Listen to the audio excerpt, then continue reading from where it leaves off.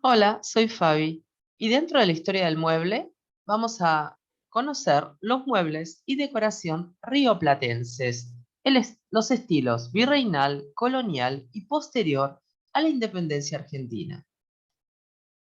Ahí ya tenemos un mapa antiguo del virreinato del Río de la Plata, 1776-1810. Pero esta historia, este capítulo de la historia del mueble, se va a dividir en dos partes. Primero, durante el dominio español, mientras estaba el virreinato, y luego a partir de la independencia. Miremos ya el inicio con estos muebles virreinales, que no difieren mucho de los muebles españoles que les mostré en el capítulo del mueble español y que les recomiendo, por supuesto, ver para complementar y apuntalar mejor este capítulo del mueble sudamericano. Lo que vemos es una silla frailera que no difiere mucho de las sillas fraileras españolas. Y también vemos un par de muebles del mismo tipo que son secretaire con cómoda, una base de 3 cajones y también decorados en un aspecto, diríamos, el más grande, marqueteado, y el más pequeño, taraseado. Esos muebles están atribuidos a la colonia, al virreinato, serían muebles virreinales. Y hablando de fraileros, miren, este es el mueble frailero, el sillón frailero. Lo anterior que vimos es una silla. Recuerden que las sillas no tienen apoyabrazos y los sillones sí, y que los fraileros son muebles rígidos, con poca caída y travesaños. No difieren mucho de los españoles, inclusive tiene una importante chambrana, que es lo que define al frailero español. Evidentemente, son todo Sudamérica, a excepción de Brasil y algunas otras colonias, estaban bajo dominio español. Así que los muebles, al igual que la arquitectura y otras artes, lo primero que traen justamente es lo que está vigente en España. Tal vez en América son un poquito más austeros, más rústicos, pero en definitiva son fraileros y existen aquí en Sudamérica como tales. Ahí les vuelvo a compartir, esto lo hice en el capítulo del mueble español, que por supuesto invito a volver a ver, así se puede refrescar conocimientos para atacar este tema, ¿no? Esos son fraileros españoles. Y los fraileros españoles, su mayor distinción contra los otros fraileros de otros orígenes era su fuerte chambrana, su importante chambrana, su bruta chambrana, como se dice vulgarmente, ¿no? Por el tamaño y con motivos moriscos. En cambio, volviendo a ver la anterior, la chambrana se reduce al mínimo, aunque toma importancia porque en definitiva derivan de los muebles españoles. Y si no toma mayor tamaño, por lo menos se distingue de las otras. En este caso, al igual que en la foto siguiente, es un cuero guadamesí, por supuesto, de influencia española. Si ustedes observan los cuadros de la pared del museo, el Museo Histórico, podrán ver también las pinturas que remiten al arte cusqueño y a la pintura típica virreinal que imperaba en estos tiempos. Bueno, pero comparando, a ver, lo primero que vimos a simple vista es la etapa virreinal, pero tenemos que pasar después de la independencia para ver la etapa, diríamos, federal.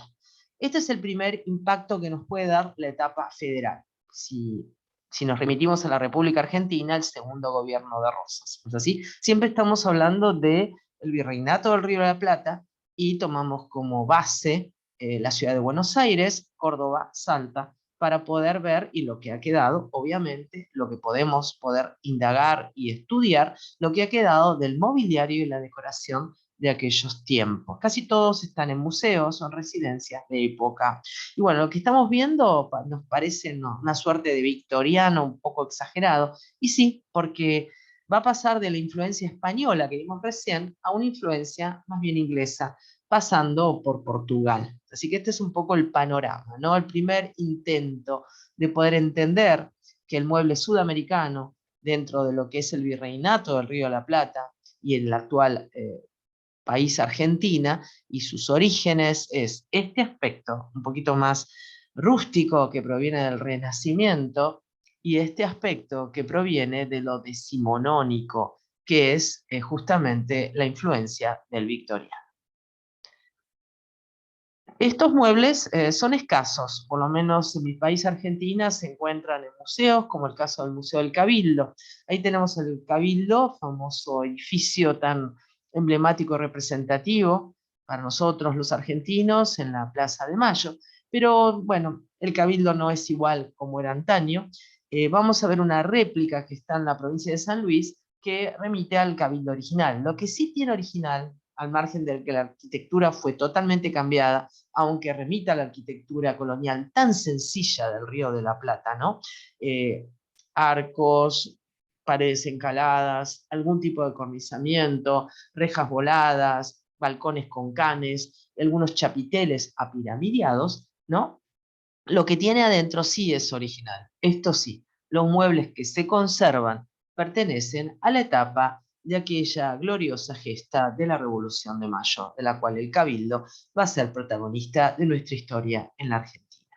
Y ahí podemos ver los muebles, y si me siguieron en la historia del mueble dirán, pero hoy es parecido a la reina Ana. Sí, es parecido a la reina Ana, porque la influencia que va a tener la colonia sudamericana, incluido la colonia portuguesa del Imperio de Brasil, va a ser lo inglés también, con ese respaldo violinado, con el splat, pero las maderas van a ser más oscuras, todo va a ser más exagerado o más potente la decoración, con respaldos más altos, con más curvas, con más orlas. No va a tener tal vez la delicadeza que podemos encontrar en la reina Ana pura original. Por supuesto, travesaños, madera de jacaranda, maderas locales, ¿no? De Sudamérica. Entonces este es el aspecto que tiene la sala del Cabildo, ¿no? Tan histórica, recreada, ya que el Cabildo, como les cuento, no es el original, pero sí el mobiliario. Entonces este mobiliario está dentro de la gesta previa a la independencia. La parte anterior sería muebles traídos del Renacimiento español. Ahí tenemos otra imagen de nuestro célebre cabildo para que vean bancos también. Todo muy simple, sencillo. Y al fondo un cuadro célebre que muestra la gesta de Mayo. Pisos, vieron, de cerámica colorada o de terraza colorado, ¿no? De la que hicimos la típico baldosa de terraza, de terracota, postigones. Les quiero aclarar que el virreinato del Río de la Plata era el más pobre de todos, así que tenía poca escasez de mano de obra, de grandes artesanos, casi todo venía importado, si quieren, de Brasil, ¿no? Y de España, o de otros virreinatos de mayor poder, como el del Alto Perú. Bueno, ahí tenemos también un banco que sería una suerte de banco de recepción con una mínima marquetería, dentro del Cabildo acá en Buenos Aires. Pero les muestro, miren cómo, de paso, vemos un poco de arquitectura colonial, cómo era el Cabildo en su formato original. Esto es una réplica del histórico Cabildo de 1810, en el Boulevard de las Cañadas, La Punta, 5700, en San Luis, Argentina. Y aquí tenemos justamente las alas, las dos alas del cabildo, completamente en su máxima expresión, porque el cabildo que tenemos en la Plaza de Mayo, en la Ciudad de Buenos Aires, fue cercenado debido a la construcción de diagonales, ya a principios, finales y a principios del siglo XX. Y bueno, ahí tenemos el cabildo en su máxima expresión, una réplica absoluta, un mayor acercamiento y por supuesto en sus interiores también se recrea el mobiliario. El original lo tiene el Cabildo de Buenos Aires, buscando siempre dónde encontrar los muebles de aquellos tiempos. Pero también los podemos encontrar, y estamos en la primera etapa, ¿saben? En la etapa colonial. Después vamos a pasar a la etapa rosista para ver el mueble federal, el mueble a partir de la independencia. Este sillón colonial de 3 plazas, de época virreinato, en nogal, italiano. Posiblemente estos muebles no fueron hechos acá en el virreinato, sino que se traían, vieron, de otros países o se traía la materia prima, como el nogal en este caso italiano. Sus medidas son de largo 1,97 m, una altura de 87, una altura de respaldo, 20 centímetros de pata y un ancho de 87. Esa sería la profundidad. Eso serían las medidas base de estos muebles. Y tenemos lo que los españoles, si buscan en los muebles españoles acá en el canal, el mueble español, en dos capítulos, también dividido en Renacimiento y después el otro en el siglo XIX. Aquí lo que tenemos es lo que se denomina más adelante un tresillo, ¿no? Tres respaldos como unidos entre sí, separados. Como verán, la madera es muy oscura, es una característica muy de las colonias, inclusive muy de los virreinatos, esa madera profunda, porque remite a las maderas locales. Hay un acercamiento para que vean. Este era un mueble que estaba a la venta en el mercado, en la red.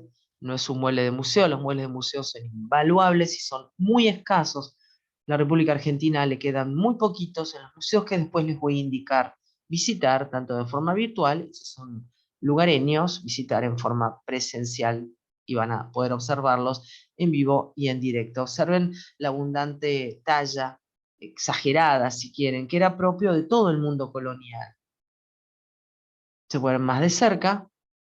Siempre estamos dentro de lo virreinal. Justamente acá tenemos otros modelos de mobiliarios de la época de la colonia. Pero atención, los primeros mobiliarios de la época de la colonia son los que vimos anteriormente en el Cabildo, o en el Museo Histórico, perdón, en las primeras imágenes, donde se ve ese secreter cómoda y esa frailera, muy austero todo. Esto va evolucionando a partir de la previa de las independencias, ¿me entienden? Donde ya hay más influencias de otros países europeos y se conforma también el tema social, ¿no? La sociedad se va formando, la sociedad virreinal va formando una sociedad que va a aspirar a independizarse del país que los domina.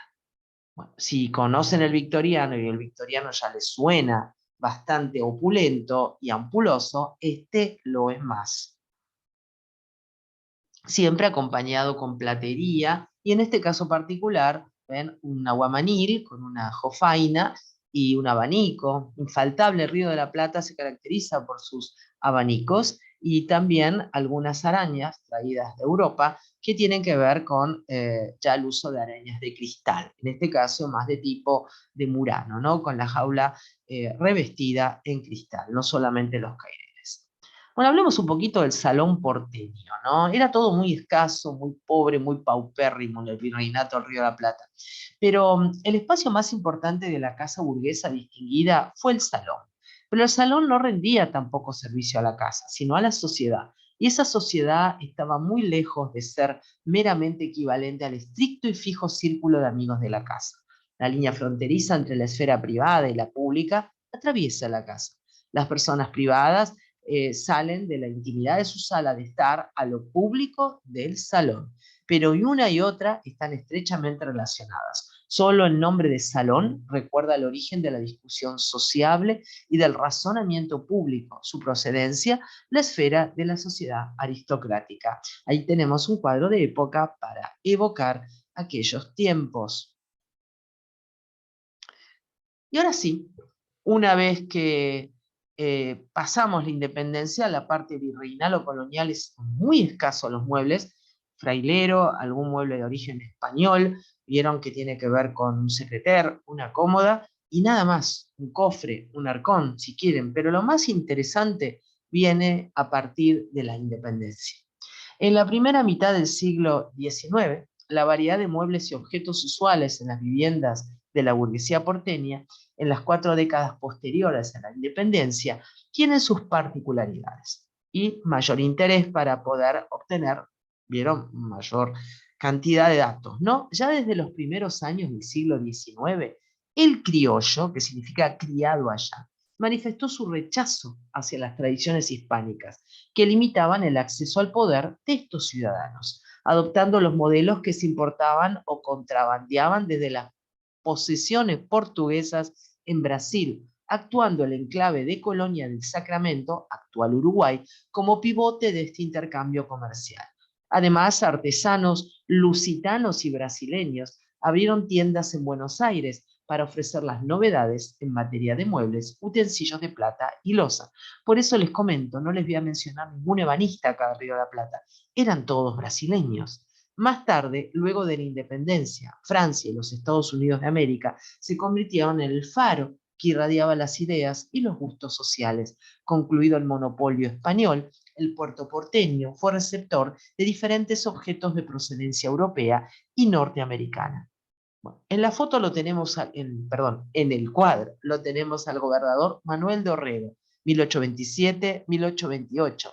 Admirador de la forma federativa de este último país, concertó tratados comerciales que permitieron el ingreso de muebles estadounidenses inspirados en el neoclasicismo británico y o francés. Ahí tenemos un pivot de cambio en su corta duración de gobernación. La escuela de pintura cusqueña es quizás la más importante de la América colonial española y se caracteriza por su originalidad y su gran valor artístico, resultado de la confluencia de la tradición artística occidental por un lado y por el otro el afán de los pintores indios y mestizos de expresar su realidad y su visión del mundo. Esta pintura cusqueña acompañará estas decoraciones. Bueno, empecemos ya a ver estos muebles que estarían dentro de lo que llamamos el estilo federal. Atención, el estilo federal también está en Estados Unidos. En este caso sería el estilo federal argentino. Y no nos remitimos al estilo federal norteamericano. Bueno, este es un estilo post-independencia, no es colonial.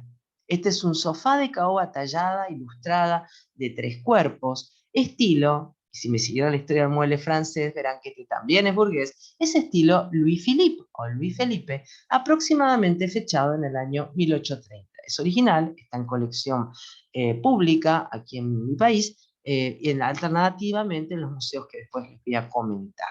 Bueno, en este caso particular ya vemos el gusto burgués, justamente lo que se decía de traer ideas inglesas y francesas de los países del norte. Eso sí, ¿qué diferencia tendría con un Louis Philippe original francés? Siempre va a ser un poco más exagerado, más, diríamos, voluminoso en las patas, más retacón, como suelo decirle a mis alumnos, como más petizón el mueble, aunque las medidas sean las normales para su uso, pero se nota un toque, vieron un toque que está fuera del país de origen que lo creó.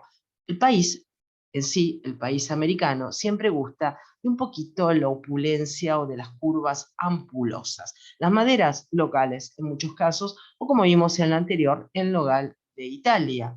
También acompañan las tertulias porteñas. Digo porteñas porque el puerto de Buenos Aires fue un enclave fundamental dentro de la historia argentina para el desarrollo de la posterior nación junto con todas las provincias. Argentina siempre tuvo facciones divididas. Hoy todavía lo seguimos traduciendo a través, vieron, de las cuestiones políticas actuales, y siempre parece que el puerto de Buenos Aires, los porteños, se distinguieron del resto del país. Y eso se ve tal vez en el armado de la decoración también. Aunque la decoración, vieron cómo es la moda, llega a todos lados. Este piano es una marca Wood Small and Company de Londres, este es de Londres, aproximadamente fechado en 1810-1820, que va a ser del gusto de la decoración, vieron, posterior a la independencia. Se presta, ¿no? Es muy burgués, los estípites del piano son engrosados.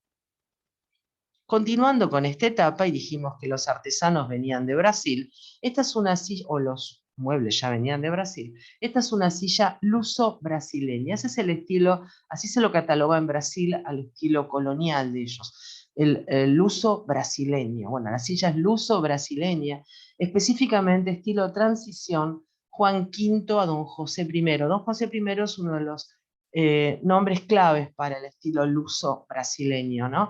Está fechada en 1785 y va a integrar parte de la decoración de los salones porteños. Fíjense que es una reina Ana exagerada en su remate del respaldo, con una importante crestería, un respaldo más bien alto, travesaños, ¿no? Y madera, por supuesto, oscura, que es lo que caracteriza un poco al mueble también luso brasileño, por el uso de maderas locales. Acompañando a la decoración de estos salones porteños, y que después se traslada al resto del país, este brasero de bronce batido y bruñido, bruñido significa pulido, del siglo XIX, que acompaña, ven, la decoración. Un brasero que permitía a través de algunos utensilios, como esa suerte de cucharón que está colgado y atado, de poder, vieron, acomodar las brasas y aparte la bandeja de abajo para sostenerlo, ya que se estaba combustionando carbón, ¿no es así? Bueno, continuando con la decoración de estos salones porteños, que después vamos a ver en todo su esplendor, un sillón neoclásico inglés con esterilla. Recuerden que las influencias venían ya no solo la española, porque la gente de América quería independizarse y la española molestaba ya. Entonces aparece, ven, el gusto inglés y el gusto francés. Perteneció a la Casa de Remedios de Escalada de San Martín. Bueno, fundamental el personaje, la esposa de nuestro querido general San Martín. Está fechada en el año 1825 y no hay mucha diferencia. Les vuelvo a decir, si me siguieron en la historia del mueble, tanto inglés como inglés, francés y español del siglo XIX, es el clásico mueble burgués. Tal vez pueda distinguirse más en una mayor exageración de curvas u opulentas y también, o redundantes, y también el tema de las maderas, pero no es muy diferente a lo que podemos ver en Europa.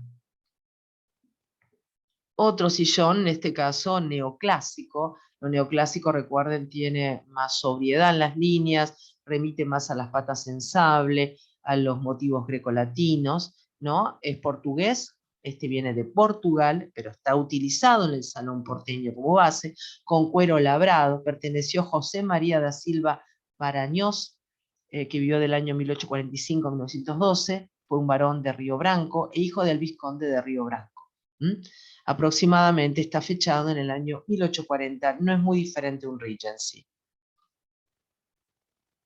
Pero este se vuelca más al gusto, vieron, sudamericano. Es un sillón reclinable de jacarandá y tiene una madera propia de nuestras tierras americanas del sur, que perteneció al general Eustoquio Díaz Vélez, parte de nuestra historia, enchapado en pluma de caoba y tapizado en damasco colorado, capitoné, con virolas para atril, mesa y o candelabro. Podían apoyar, ahí vieron, un candelabro en las puntas del apoyabrazos, tal vez alguna mesita, un atril para lectura.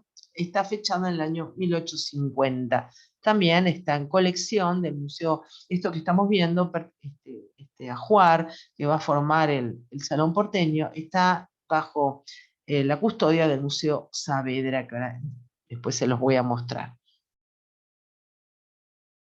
Otra cómoda, miren, parecida a la que vimos en la etapa anterior, los escasos muebles que tiene la etapa, o lo que se rescata de la etapa, diríamos, virreinal, propiamente bajo dominio español fuerte, que era la cómoda, el secretario con cómoda abajo, ¿no? Una cómoda papelera luso-brasileña, de jacarandá con herrajes de bronce, estilo también Don José I, segunda mitad del siglo XVIII. Es un mueble poderoso, de mucha presencia, muy oscuro. Son muebles que, les comento, siempre hago al final de cada capítulo, les doy alguna relación para utilizarlos hoy en día, relacionados con lo contemporáneo. Estos son difíciles. Primero que son muebles, la mayoría originales o de gran valor, y de escasos muebles, y es muy difícil adaptarlos a la decoración contemporánea, si no van a destacar muchísimo o resaltar de una manera muy poderosa. La mayoría están, vieron, en salones históricos. En cambio, tenemos aquí una consola luso brasileña de jacarandá. También lo luso brasileño remite también al estilo Don José I, de la segunda mitad del siglo XVIII. Estaría dentro de lo que llamamos el mueble sudamericano. Entonces, ¿dónde está el mueble de Río de la Plata? Y bueno, se los vuelvo a repetir, el mueble de Río de la Plata es tributario de Europa y también de Brasil, pero en definitiva va formando la propia estética, por lo menos decorativa y estilística, del Río de la Plata. Un sillón reclinable de caoba que perteneció nada más ni nada menos que nuestro querido general Don José de San Martín.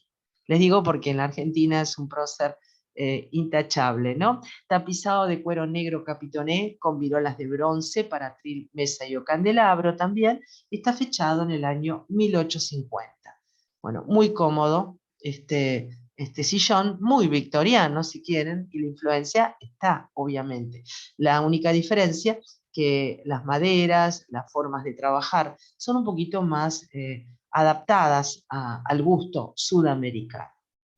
Continuando con la colección del Museo Saavedra en relación al armado del Salón porteño, un sillón con el símbolo de la Unión Nacional. Acá tienen un detalle expresamente pedido para poder utilizarlo en el Congreso de la Confederación Argentina, porque perteneció a dicho Congreso, reunido en Paraná, en la ciudad de Paraná, Entre Ríos, en el año 1857. El tapizado se aclara en el museo que fue modernizado, pero bajo las estrictas reglas de aquellos tiempos sobre el gusto.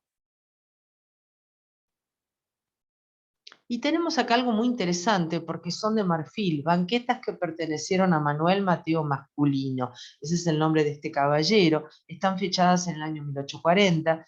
Diríamos que casi es un mueble griego. También, si vieron el capítulo de mueble griego antiguo, los griegos trabajaban las cuatro patas arqueadas dando origen a la clismos, ¿no?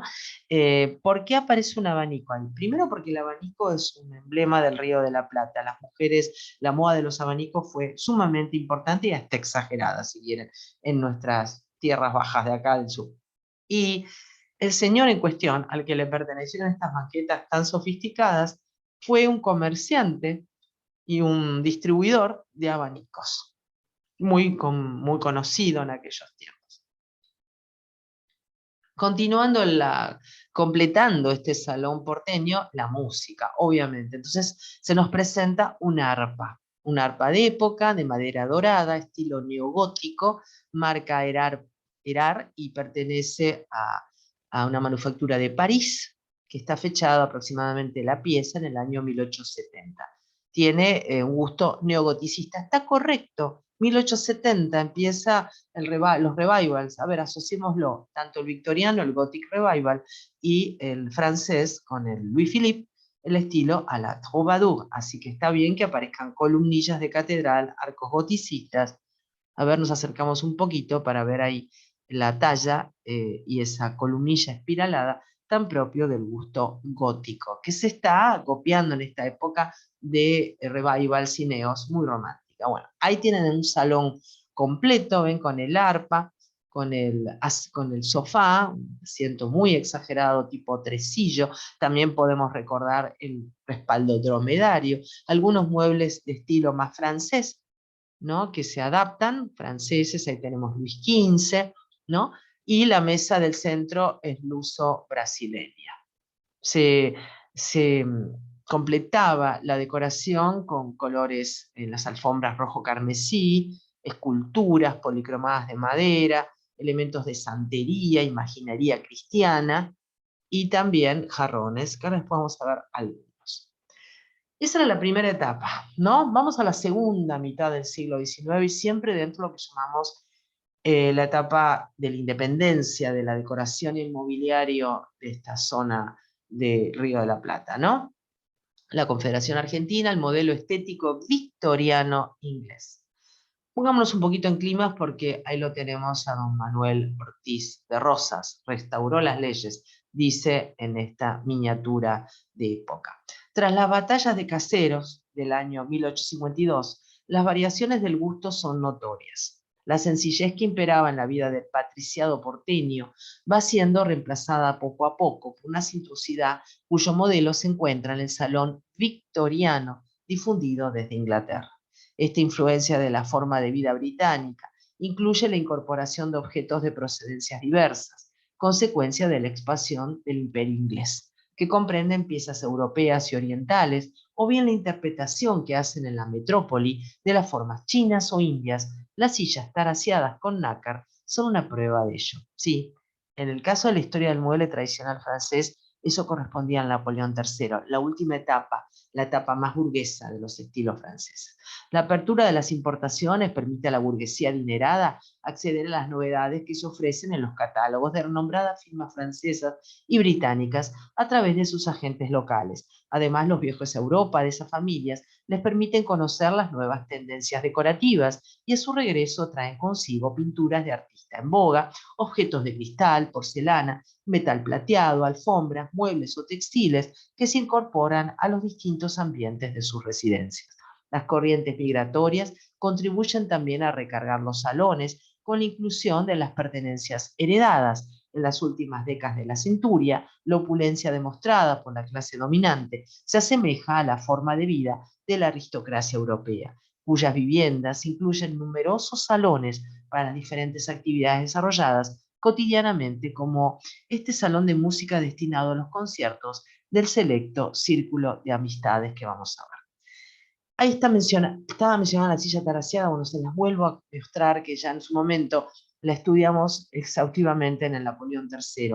Silla victoriana, terraciada con nácar, muchas inclusive del estilo Napoleón III, aquí victoriana, estaban hechas de papier-mâché, con un tinte, diríamos, de laca negro violácea. Hermosa sillita, como para lucir sola. Esta es un poco la silla estrella del salón, ¿no es así? Continuando acá la descripción de la sociedad de la época rosista, la sociedad conservó las características del período hispánico. A los jefes militares y a los altos funcionarios rosistas, así como también a los hacendados, comerciantes, sacerdotes, profesionales y demás personas sometidas con mayor o menor sinceridad al régimen rosista, se los llamaba clase decente. Se mantuvieron las tradicionales bailes, tertulias, saraos, entre los cuales descollaban los de Manuelita, la hija de Rosas, que con su gentileza y generosidad atenuó más de una vez la severidad de su padre. La clase decente, entre comillas, organizaba por turno fiestas parroquiales en honor a Rosas, como estamos viendo aquí en la imagen del cuadro de época, y observen también los peinetones que llevaban las damas. ¿Y qué tal si conocemos la Casa de Rosas, que ya no existe más, estaba en Palermo? La Casa de Rosas, en el año 1838, Rosa adquirió varios terrenos en la zona del actual barrio de Palermo, es la comuna 14, les comento, de la ciudad de Buenos Aires. Levantó su residencia de verano en el cruce de las actuales avenidas del Libertador y Sarmiento, y en invierno vivía en la casa de la ciudad. La casona fue construida por el italiano José Santos Sartorio, que llegó a Buenos Aires en el año 1826, junto con el astrónomo Mozzotti y el gran arquitecto Carlos Zucchi Sartorio. Construyó también el Teatro de la Victoria, inaugurado el 25 de mayo de 1838, y la iglesia de Valvanera. Son puntos claves, diríamos, de aquellos tiempos en la ciudad de Buenos Aires. La casa era baja, como están viendo, con corredores de arquería a ambos costados. Rosas ocupaba las habitaciones que daban al río y Manuelita, la hija, la del lado oeste del edificio. En las galerías, bajo las arcadas, había sillones para los visitantes. El salón comedor, sobre una galería lateral, tenía una larga mesa para más de 20 personas. El francés Javier Marmier, que visitó la residencia en 1850, dice que está a media legua de Buenos Aires y hay un excelente camino para llegar a ella, apisonado como un sendero de parque inglés y alumbrado por la noche con dos líneas de reverberos, como una avenida de los Campos Elíseos, haciendo referencia a París. Vemos otra imagen de un cuadro de época. La casa particular de Rosas está ubicada en las calles Bolívar y Moreno. El caudillo pasaba largas temporadas en su vasta residencia de Palermo, de San Benito, a orillas del río y entre las arboledas. Y él, por un lado, tenía su residencia en la propia ciudad y esto que estaría a las afueras en aquellos tiempos. Hoy Palermo es un barrio, vieron, parte de la ciudad lleno de edificios, pero todavía conserva el magnífico parque de Palermo. Atendía los negocios públicos, tanto en el fuerte como en su casa particular y en Palermo. Y en Santos Lugares, partido de San Martín, cerca de la actual Villa Devoto, es otro barrio de Buenos Aires, hoy en día poblado, existía un campamento militar permanente con grandes depósitos de armas, municiones y pertrechos. Allí se encerraban los presos políticos y solían efectuarse las ejecuciones. Bueno, y ahí vemos, en los bailes y reuniones, era común en la época de Rosas y se reunían frecuentemente y se realizaban en casas de la gente, entre comillas, decente. Bueno, ahí tienen un salón de música, ¿no es así? Con alfombras, bien, muy victoriano. Y ahí tenemos un valioso mueble que perteneció a don Juan Manuel de Rosas. Es un secreter con cómoda, como una suerte de tolboy inglés, con un remate muy neoclásico, con frontis, ahí podemos acercarnos un poquito a verlo, con tiradores de madera tallados. Y también un trabajo de marquetería en la parte de los cajones, lo que llamamos la suerte de gabinete. Junto a este mueble podemos apreciar dentro de lo que se ha preservado, les comento que las residencias que recién describíamos no existen más. Es un jarrón de porcelana dorada con el retrato de don Juan Manuel de Rosas en colores y con la banda celeste. Ahí es un acercamiento para que vean y podemos tener también un registro de cómo era su semblante. Tiene también cisnes, lo que indica la influencia imperio. Recuerden que en esta etapa, lo que llamamos la etapa posterior a independencia, lo que vulgarmente se llama la etapa federal o el estilo federal, al mobiliario y la decoración, hay influencias tanto inglesas como francesas y no es casual que aparezcan los cisnes. También tenemos acá una escribanía de plata. La República Argentina se ha caracterizado siempre por un buen trabajo de orfebrería y de plateros, como todas las colonias. Y aquí tenemos una piedra, miren qué interesante esto, con un retrato al óleo del general Rosas, parte de la decoración que integraba aquellos salones hoy desaparecidos. Pero sí conservamos las piezas individuales. Este es un plato de loza con dos guardas coloradas y la inscripción Federación o Muerte. Fue un régimen dictatorial, cabe mencionarlo. Por eso hasta en los platos figuraba este lema.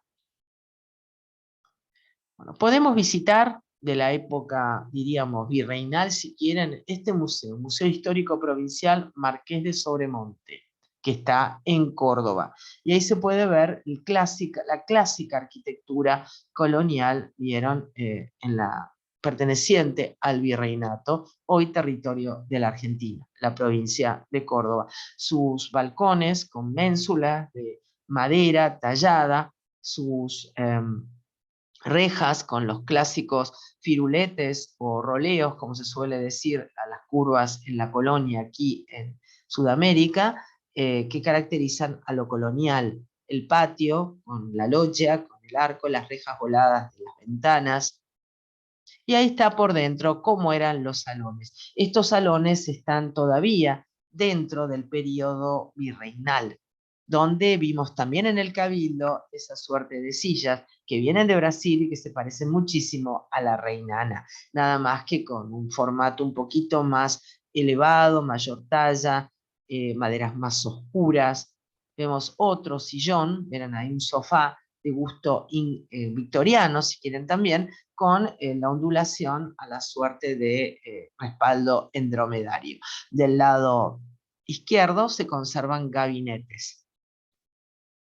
Y una cama, ¿ven? Lo que llamaríamos la cama colonial española y se remite a la colonia sudamericana, con mucho trabajo de talla y de orlas y de curvas, ¿no es así? Con mucho balaustre combinado. Y otra vez al costado, ¿ven? Ahora vamos a darle el nombre a ese mueble. Esos muebles que venían de la zona de Brasil, los lusos brasileños, ¿no?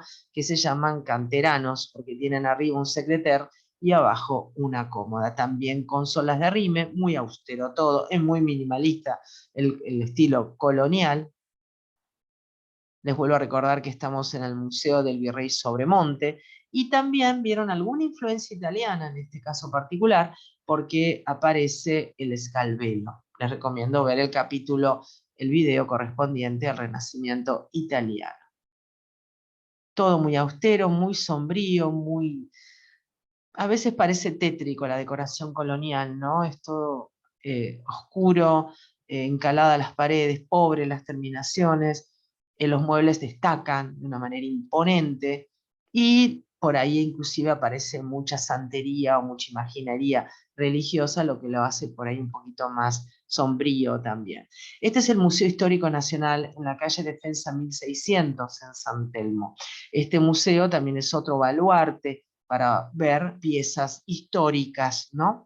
En el caso de Buenos Aires tenemos un eclecticismo histórico que va desde lo italianizante, como están viendo, hasta, vieron, el Art Nouveau, pasando también por la modernidad.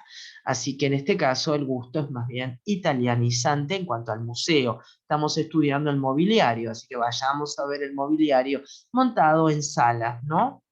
No le va a resultar muy diferente de lo que vimos desde el Louis Philippe al Napoleón III o el Victorian o victoriano, o inclusive en parte del Biedermeier más burgués. Todos estos capítulos que les cuento están ya en el canal. Y otra vez un canterano, que es ese mueble tan tradicional en estas tierras, ¿no? En aquellos tiempos, que es una cómoda con secretaire, una cómoda que va hasta abajo, casi todas de origen lusitano brasileño, luso brasileño, Don José I el estilo, el arpa, las sillas que vimos hace un rato, justamente muy de curvas ampulosas, con respaldos en ménsula, patas traseras en sable, las delanteras torneadas, todas características del siglo XIX, que les mencioné en su momento. Y silloncitos tipo berger, ¿no es así? Sin orejeras. Recuerden que la definición exacta de la berger es no tener orejeras. Los sillones que vienen, vieron, de ese gusto también de sillón de relax, de reposo. Cuadros, los cuadros siempre son retratos, algún paisaje, ¿no? Y ahí tenemos el Museo Histórico de Buenos Aires, el otro, Cornelio de Saavedra, dependiente de la Dirección General de Patrimonio, Museo Casco Histórico, Subsecretaría de Patrimonio Cultural, sede ubicada en la calle Crisólogo Larralde, 6309, barrio porteño de Saavedra. Bueno, tienen para tomar nota, el primero en San Telmo, este en Saavedra, muy colonial, y colonial muy rioplatense. No es como el Museo Histórico Nacional, que tiene una tendencia italianizante. Aquí se ve bien la arquitectura de aquí vernácula, ¿no? Paredes encaladas, alguna marcación en color ocre, a veces venían todas en blanco, no siempre será el ocre, rejas voladas, esos firuletes característicos en medio de la reja, mucha sencillez, chapiteles apilados, en fin, columnas de orden toscano. Éramos muy pobres en aquellos tiempos en el virreinato. Aquí tenemos justamente el interior. Miren, otra vez él destaca las sillitas Onda Napoleón III, si quieren, taraseadas en nácar o similares, ¿no? Y el arpa, el piano, el, el sillón dromedario, las sillas de gusto, vieron, muy neoclásico también, combinadas con algunas más burguesas, las banquetitas de marfil del comerciante este de los abanicos, lo que mostramos por separado, el Salón Porteño está armado completo en el Museo Cornelio Saavedra. Ahí tienen otro ambiente de este, recreado en este museo con las piezas que vimos individualmente. Y todo en su conjunto es así como se nos presentaba un salón porteño posterior ya a la independencia. Mucho más elaborado, con influencias inglesas y francesas, muy burgués, a diferencia de la pobreza que se dio en el virreinato, con algunos fraileros, algunos muebles también secreter con cómoda, tipo canterano, pero más austeros, de preferencia no tan tallados, pero sí marqueteados y taraseados. Esas son vitrinas con el infaltable peinetón. Los peinetones son característicos, al igual que los abanicos, del Río de la Plata. Ahí tienen también un acercamiento para que vean las piezas. Siempre la reina Ana, si quieren, va a dar mucha influencia, lo mismo que el mueble Regency. Ahí tienen dos puntas para tomar.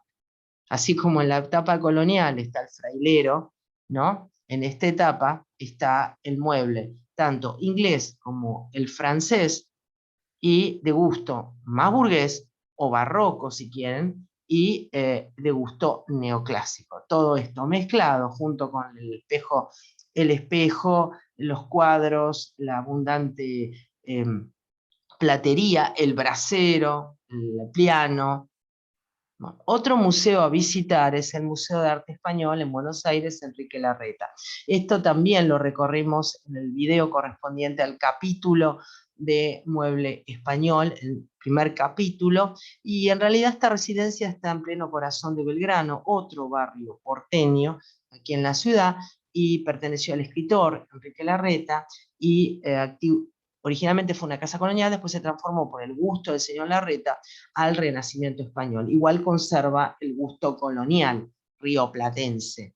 arriba de la entrada se destaca, con un hastial vieron mixtilíneo, chapiteles apiramideados, que son como esos estípites vieron en forma de trofeo arriba, tiene un jardín espectacular, teja colonial, y adentro, bueno, tienen un salón de recepción que es como, en el caso de la Domus Romana, si les interesa, busquen el estilo romano, este patio interno como un atrio, ¿no? Claro, nosotros acá en América del Sur somos tributarios de la casa mediterránea, ¿no?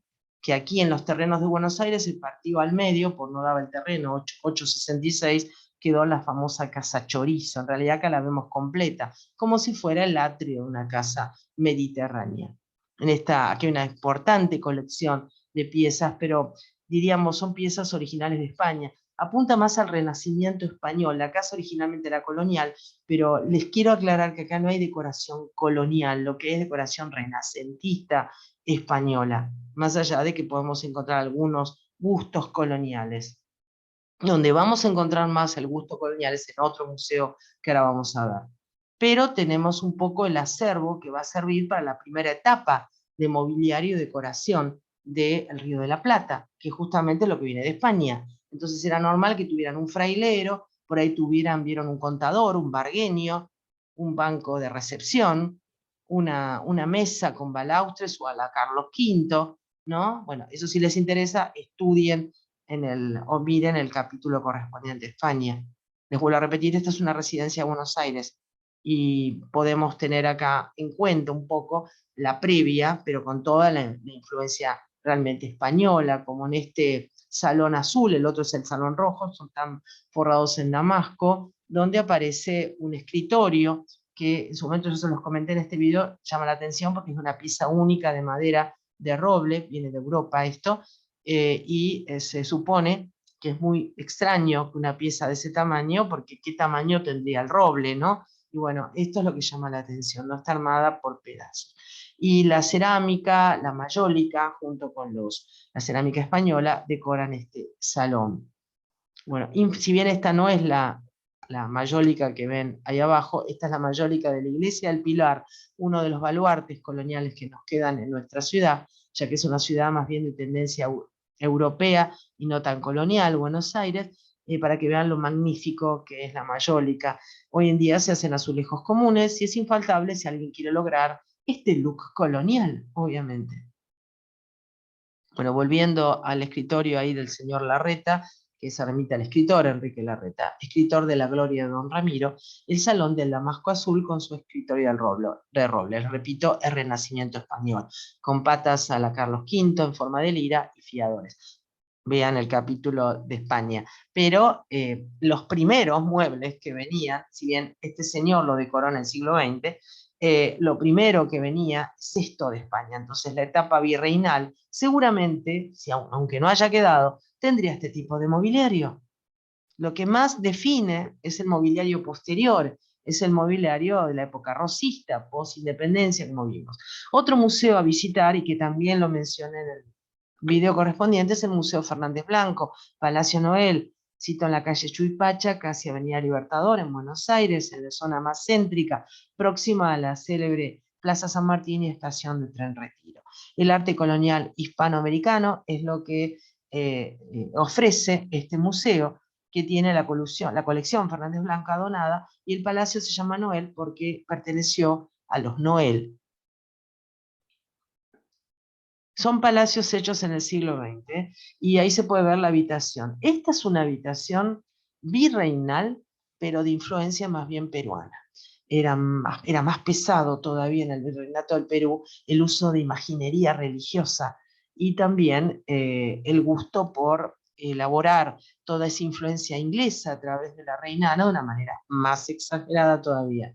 Fíjense el uso de damascos también aquí, y cuánta imaginería religiosa hay, ¿no? Bueno, esta es la típica habitación virreinal que después, vieron, va a ser reemplazado de a poquito por un gusto, vieron, un poquito más delicado, más francés o inglés, pero no tan exagerado, ¿no? Pero estaríamos dentro de lo virreinal, pasando después cayendo del otro lado independentista, ¿no?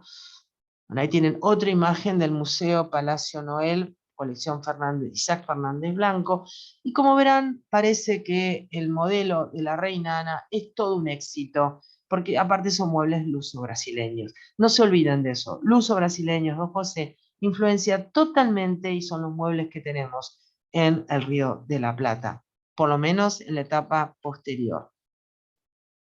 Bueno, y por último, vamos a ver que esto ya se los comenté en el reciente video subido de la guía para visitar el Museo Nacional de Arte Decorativo. Esto, como verán, es un estilo muy afrancesado.